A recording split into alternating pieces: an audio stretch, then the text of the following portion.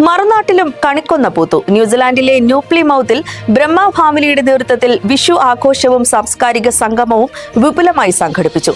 വാർത്തകൾ കാണുന്നതിന് മുൻപ് മലയാളി കാഴ്ച എന്ന പേജ് ഒന്ന് ഫോളോ ചെയ്യാൻ മറക്കരുത്. തനിമയാർന്ന ഹൈന്ദവ സംസ്കാരവും പൈതൃകവും നെഞ്ചിലേറ്റുന്ന ന്യൂ പ്ലിമൌത്തിലെ ബ്രഹ്മ ഫാമിലിയുടെ ആഭിമുഖ്യത്തിൽ വിഷു ആഘോഷം വിപുലമായി സംഘടിപ്പിച്ചു. കടൽ കടന്നാലും മലയാളിയുടെ മനസ്സിലെ വിഷുസ്മരണകൾ വാടാതെ നിൽക്കുമെന്ന് തെളിയിക്കുന്നതായിരുന്നു ഈ വർഷത്തെ ആഘോഷ പരിപാടികൾ. കഴിഞ്ഞ കുറച്ച് വർഷങ്ങളായി ന്യൂ പ്ലിമൌത്തിലെ സാംസ്കാരിക മണ്ഡലത്തിൽ സജീവ സാന്നിധ്യമായ ബ്രഹ്മ ഫാമിലി തങ്ങളുടെ പ്രാർത്ഥനാ ഗ്രൂപ്പുകളിലൂടെയും മറ്റു കൂട്ടായ്മകളിലൂടെയും മലയാളി ഐക്യം ഊട്ടിയുറപ്പിക്കുന്നതിൽ ശ്രദ്ധേയമായ പങ്കാണ് വഹിക്കുന്നത്.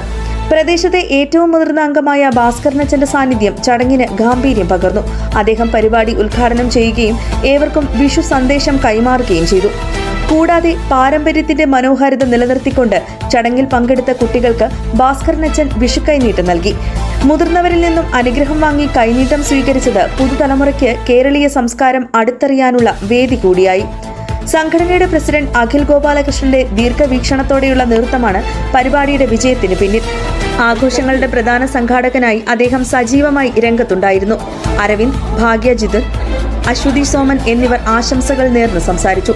നാവിൻ തുമ്പിൽ കൊതിയൂർന്ന വിഭവങ്ങളുമായി ഒരുക്കിയ വിഷുസദ്യ ആഘോഷത്തിന് മാറ്റുകൂട്ടി. സദ്യയ്ക്ക് ശേഷം മുതിർന്നവർക്കും കുട്ടികൾക്കുമായി വിവിധ വിനോദ പരിപാടികളും രസകരമായ ഗെയിംസുകളും സംഘടിപ്പിച്ചു. ന്യൂ പ്ലിമൌത്തിലെ മലയാളി കുടുംബങ്ങളുടെ നിറഞ്ഞ പങ്കാളിത്തം ആഘോഷത്തെ ഒരു വലിയ കുടുംബ സംഗമമാക്കി മാറ്റി.